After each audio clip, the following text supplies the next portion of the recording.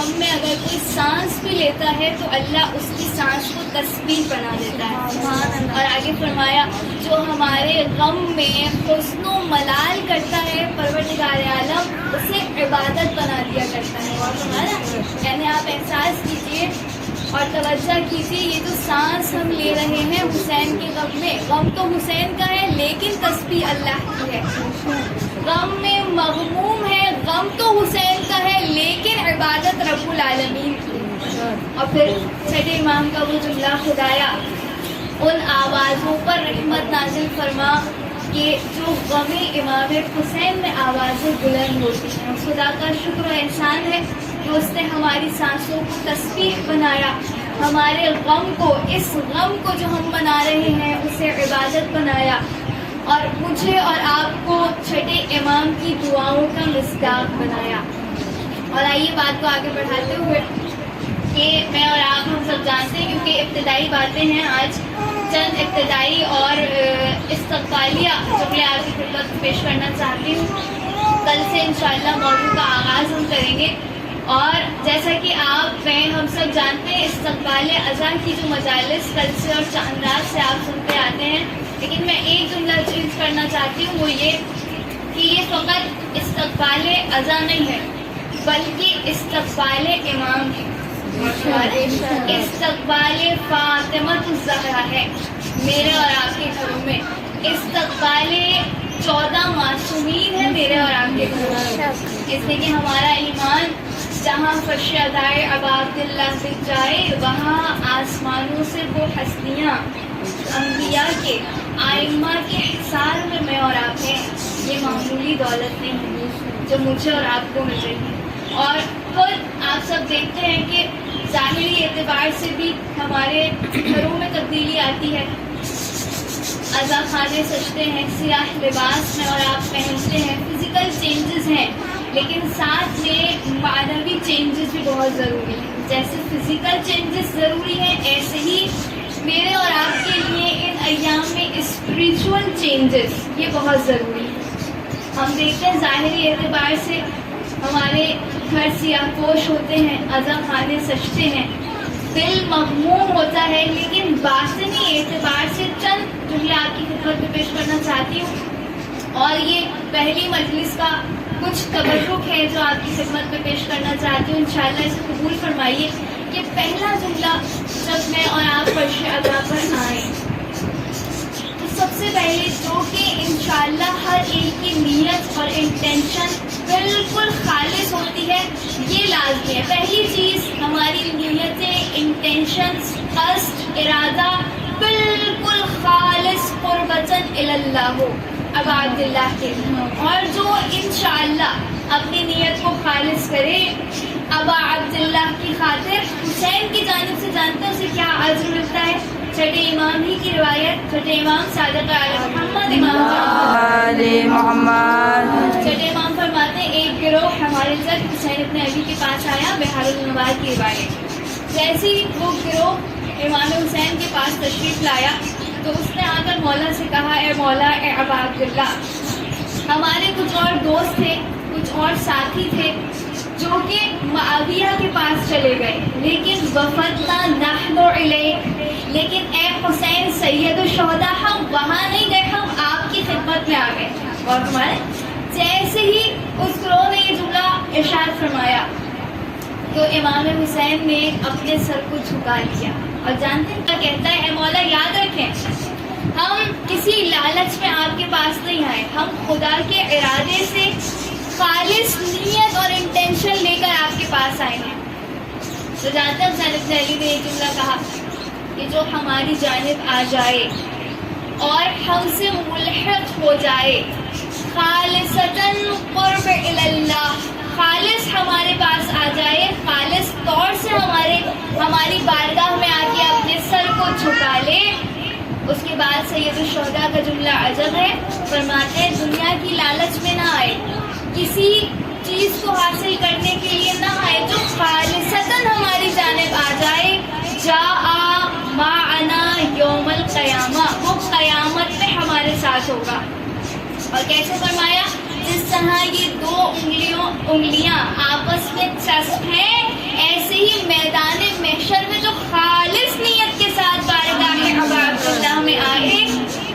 حسین اسے یہ اجر اور انعام عطا فرمانے والے ہیں. لہٰذا پہلی چیز ماہ محرم میں، ایام اضحیٰ میں، سال کے آغاز میں جو بہت ضروری ہے، ہماری نیتیں، ہماری انٹینشنز خالص ہوں عبادت اللہ کے.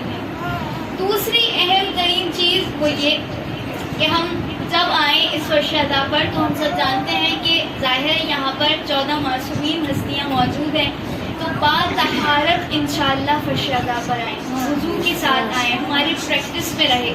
اس لیے کہ آپ سب جانتے ہیں جب میدان محشر ہوگا، روایت کے عجب الفاظ ہیں، رسول اللہ جہاں اتنی میدان محشر میں ساری امتیں ہیں، رسول اللہ اپنی امت کو پہچان لیں گے. سوال کیا یا رسول اللہ کیسے؟ جہاں پورا محشر جمع ہو جائے، آدم سے لے کر قیامت تک کے لوگ میدان محشر میں ہیں، یا رسول اللہ کیسے آپ اپنی امت کے لوگوں کو پہچانیں گے؟ آواز آئی رسول اللہ کی، میں اپنی امت کو ان کے اعضائے وضو کی طرح وضو کی وجہ سے پہچانوں گا، کیونکہ ان کے اعضائے وضو اتنے روشن اور چمکدار ہوں گے کہ نہ صرف وہ منور ہوں گے بلکہ پورے میدان محشر کو روشن اور منور کر رہے ہوں گے.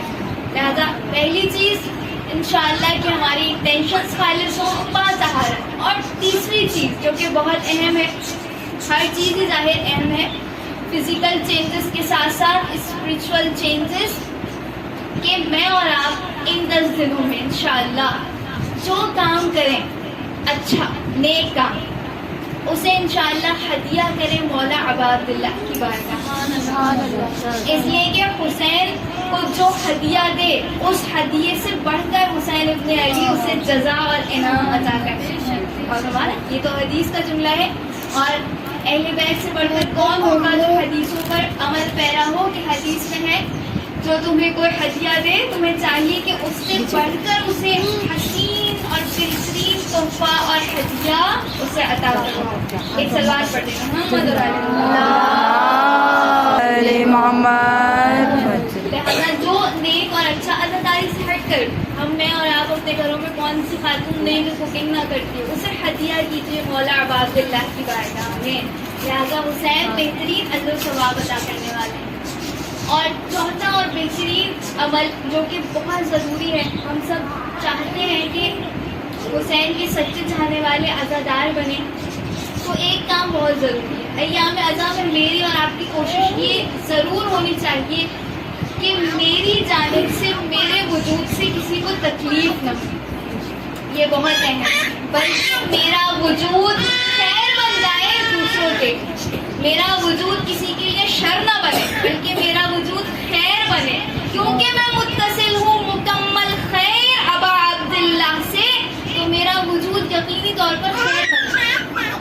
میری جانب سے کسی کو اذیت نہ ہو. آپ اس کو تطبیق کیجیے ہر کام میں. جو میں اور آپ جس چیز سے کسی کو تکلیف ہے، اذیت ہے، انشاءاللہ ہم وہ نہ کریں، بلکہ خود عزاداروں کی اہمیت کو سمجھتے ہوئے خود ان کی حفاظت کریں، ان کا احترام کریں، اس لیے کہ میں اور آپ میں سے ہر ایک عزادار ہے. اور میں یہاں روایت کو پیش کرنا چاہتی ہوں جو 3 منٹ قیامت کے ہیں. یہ کتاب جو بہت معروف ہے، بہت معروف ہوئی ہے، جس میں ایک مدافع حرم ہے، وہ 3 منٹ کے لیے مرا اور برزخ میں اس نے اپنا سفر طے کیا اور دوبارہ زندہ ہوا، اور اس نے کچھ مشاہدات کیے اور ان مشاہدات کو ایک کتاب کی صورت میں لکھا گیا. مرنے کے 3 منٹ میں برزخ میں کیا کیا کام اس نے دیکھا، کیا کیا اس کے ساتھ تکلیفیں پیش آئیں، اور اس تکلیفوں میں کس چیز نے اس کا ساتھ دیا. اس میں سے ایک چیز جو بہت اہم ہے وہ کیا ہے آپ جانتے ہیں؟ وہ کہتا ہے کہ میرے نامہ اعمال کو جب میں مر گیا اسے کھولا گیا، اور جہاں سے میری عمر کا آغاز ہوا 15 سال، کیونکہ آپ جانتے ہیں بلوغت کی عمر مرد کے لیے کیا ہے 15 سال اور لڑکی کے لیے 9 سال. تو 15 سال جہاں سے میری زندگی کا آغاز ہو رہا تھا، اس دن سے میرا نامہ اعمال کھلتا گیا، اور ہر چیز رقم تھی جو میں نے اپنی زندگی میں کی تھی. تو وہ جملہ کہتا ہے، فرشتے آ رہے تھے مجھ سے سوال کر رہے تھے، اور وہ کہتا ہے میرا नामा आमाल बहुत सख्त था और एक एक चीज़, ज़र्रा बराबर चीज़ जो मैंने अपनी ज़िंदगी में की थी उसका सवाल हो रहा था। यहाँ तक कि मुझसे पूछा जा रहा था, ये काम तुमने ये काम किया, ये काम किया, इसका ये तुम्हें अजाब दिया जाएगा। कोई चीज़ छोड़ी नहीं जा रही थी। वो शख्स कहता मुदाफ़े हरम। यहाँ तक कि उसकी ज़िंदगी 18वें साल तक पहुँची या इससे और ज़्यादा। तो एक मलक ने उससे आकर जुमला कहा कि देखो याद रखो, अब से तुम्हारे 5 साल तक के नामे आमाल का कोई हिसाब किताब नहीं लिया जाएगा। बहुत तवज्जो करना। मैंने जुमला पेश किया था कि मैं और आप इंशाअल्लाह किसी की तकलीफ का बाइस न बने, बल्कि खुद अज़ादारों की अहमियत को समझते हुए उनका एहतराम करें और जितना हो सके काम आ सके मैं और आप। तो वो कहता है 5 साल तक मेरा नामा अमाल बिल्कुल क्लियर कर दिया गया, कोई सवाल ही नहीं किया गया। और यहाँ मैं सोचने लगा, मैंने यहाँ तक कि जब मैंने देखा कि मेरी एक एक चीज़ के बारे में पूछा जा रहा था, दकीक से दकीक अमल उसे छोड़ा नहीं जा रहा था। तो ये ऐसा कौन सा अमल है जो 5 साल जिसने मेरे खोल दिया और मेरे नामा अमाल को क्लियर कर दिया। मैं सोचने लगा और मैंने सवाल किया तो आवाज़ आई। वो वक्त याद करो कि जब तुम हरम में अबा अब्दुल्लाह में ज़ियारत से अबा अब्दुल्लाह पर गए। बहुत तवज्जो फरमाइए। जैसे उसने ये जुमला कहा, तुमने ज़ियारत की, उस ज़ियारत का सिला था कि जिसकी वजह से तुम्हारे 5 साल के नामा अमल को बिल्कुल क्लियर कर दिया गया, कोई हिसाब नहीं लिया गया। उसने सोचा कि मैंने अपनी ज़िंदगी में बहुत हुसैन इब्न अली की ज़ियारत की है, कई मरतबा की है, लेकिन ये कौन सी ज़ियारत है? तो आवाज़ आई, याद करो वो वक्त जब तुम्हारे कारवान में एक बूढ़ा था जो बहरा भी था और गूंगा भी। बहुत तवज्जो कीजिए, जो बहरा भी था और गूंगा भी था। और सालार ने तुमसे कहा था कि देखो याद रखो, क्योंकि ये बहरा भी है, क्योंकि ये गूंगा भी है। अब तुम्हारा काम ये है कि इसकी देखभाल करो। और ज़ाहिर है खुदा इंशाअल्लाह हम सबको बार बार करबलाए मोहल्ला जाना नसीब फरमाए। जब आप जाएंगे ना करबलाए मोहल्ला, तो एक लम्हा भी ऐसा नहीं होगा कि जब आप ये चाहेंगे कि मैं जरी से थोड़ी देर के लिए भी दूर हो जाऊं।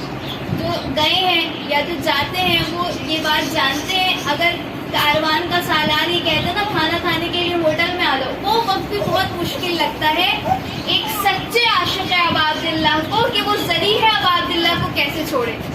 तो अब जब ये बूढ़ा शख्स है जो गूंगा भी है, जो बहरा भी है, अब मुकम्मल इसको देखभाल की ज़रूरत है। तो वो कहता है मैं हुसैन इब्न अली की जरी पर नहीं जा पा रहा था इसकी देखभाल की वजह से। बहुत तवज्जो कीजिए, ये भी जाहिर है वो भी जाहिर है।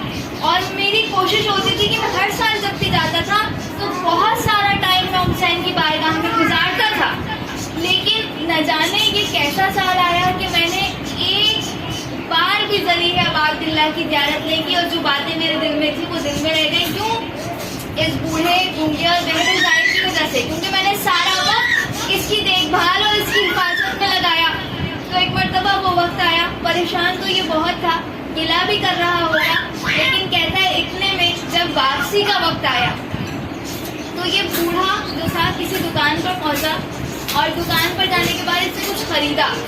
दुकानदार क्योंकि ज़ाहिर ज़बान आती नहीं थी और खुद ये गूंगा है और बहरा है, बोल सकता नहीं है, तो इसको महंगे दामों चीज़ दे रहा था। तो इतने में मैं वहाँ पहुँचा तो मैंने इसे सही रेट में सही चीज़ दिलवाई। जैसे ही मैंने सही रेट में सही चीज़ दिलवाई, इस बूढ़े बुजुर्ग ज़ाहिर ने अपना रुख ज़री है अबा अब्दुल्लाह की जानिब किया। और ज़री है अबा अब्दुल्लाह की जानिब करने के बाद न जाने क्या जुमला कहा ज़री को देखकर। ये हुसैन इब्ने, वो मलक कहता है उस मौके पर हुसैन इब्ने अली ने तुम्हारी 5 बरस के आमाल की शिफाअत, तुम्हारे तमाम आमाल को तब्दील कर दिया, तमाम बुराइयों को तमाम नेकियों में तब्दील कर दिया। लिहाजा ये अबा अब्दुल्लाह की बारगाह है जो कि बहुत वसी है, जो ज़ाहिर का एहतराम रखे, जो अज़ादार का एहतराम रखे, यकीनन मौला अबा अब्दुल्लाह की बारगाह से उसे बड़ा अज्र मिलने वाला है, उसे बड़ा सवाब मिलने वाला है। कारवां فرمان انقلاب کا رہبر بانی کربلا، روح انقلاب کا خدا حسین ابن علی، جس پر ملائکہ کو ناز ہے، جس پر انبیاء کو ناز ہے، جس پر خود خدا افتخار کرے، وہ صرف حسین ابن علی کہتے ہیں۔ قطرۂ دل میں لیے ایک سمندر تھے حسین، ذات واحد میں سمٹے لشکر تھے حسین، تین آداب رفاقت کے پیمبر تھے حسین، جان دینے کو جب آئے تو 72 تھے حسین۔ لہٰذا حسین ابن علی کی ذات وہ ذات کہ یہ بڑا دسترخوان، یہ بڑا سفرہ عباد اللہ میرے اور آپ کے لیے کھلا ہے، اور کیونکہ سال کا آغاز ہے، ہم میں سے ہر کوئی نئی ریولوشن بناتا ہے سال کے آغاز پر کہ اس سال یہ کرنا ہے، اس سال یہ کرنا ہے، تمام امور کو اپنے تمام ٹارگیٹ فائنل کرتا ہے۔ لیکن ماہ محرم میں، جو ماہ محرم کے آغاز کی دعا ہے، کون سا ٹارگیٹ مجھے اور آپ نے اپنانا ہے، یہ دعا مجھے بتا رہی ہے۔ دعا کا آغاز کہاں سے ہے؟ پروردگارہ تیری ہم، تو میرا معبود، تو قدیمی معبود ہے، اور یہ حاضہ سنۃ جدیدہ، اور یہ نیا سال ہے۔ اے رب تو قدیم ہے، تو ہمیشہ سے ہے، ہمیشہ رہے گا، لیکن یہ سال میرے لیے جدید ہے، یہ سال میرے لیے نیا ہے۔ تو اے خدا جب یہ سال میرے لیے نیا ہے تو اب تو کیا کر؟ پروردگار میں تجھ سے سوال کرتی ہوں، اے خدایا میں تجھ سے سوال کرتی ہوں کہ مجھے اس سال بچا لے شیطان کے شر سے۔ اور تمہارے یعنی پہلی چیز جو مانگی گئی، پورے سال کا پہلا ٹارگیٹ میرا آپ کا جو ہے شیطان کے شر سے میں بچ جاؤں۔ اور پھر فرمایا دوسری دعا جو کہ بہت اہم ترین ہے، فرمایا اے پروردگار مجھے بچا لے میرے نفس امارہ سے، وہ نفس امارہ جو مجھے آمادہ کرتا ہے برائیوں کے، صرف شیطان ورغلاتا نہیں ہے، اور فرمائے میرا نفس ہے جو مجھے گناہ کی جانب لے جاتا ہے۔ پہلا ٹارگیٹ، پہلی دعا کہ پروردگار مجھے شیطان سے بھی بچا۔ دوسری اہم ترین دعا، پروردگار مجھے میرے نفس امارہ کے خلاف طاقت، قوت اور پاور عطا فرما، جب کوئی گناہ میرے سامنے آ جائے تو میں اسے روک لوں اور نیکی کی جانب بڑھ جاؤں۔ تیسرا اہم ترین ٹارگیٹ اس دعا کے ذریعے سے جو میرا اور آپ کا سارا سال ہونا چاہیے، فرمایا کہ اے پروردگار مجھے ان کاموں میں مشغول کر دے جو تیری قربت کا باعث ہے، نہ رشتہ داروں کی قربت، نہ دوستوں کی قربت۔ پروردگار مجھے سارا سال ان کاموں میں مصروف کر دے کہ جو تیری قربت کا باعث بنے، جس کے ذریعے سے میں قدم بقدم تیری بارگاہ میں آگے بڑھتا چلا جاؤں۔ لہٰذا یہ تین ٹارگیٹ سب سے اہم ہے۔ سارے سال پروردگار عالم ہمیں ان تین چیزوں پر کام کرنے کی توفیق نصیب فرمائے۔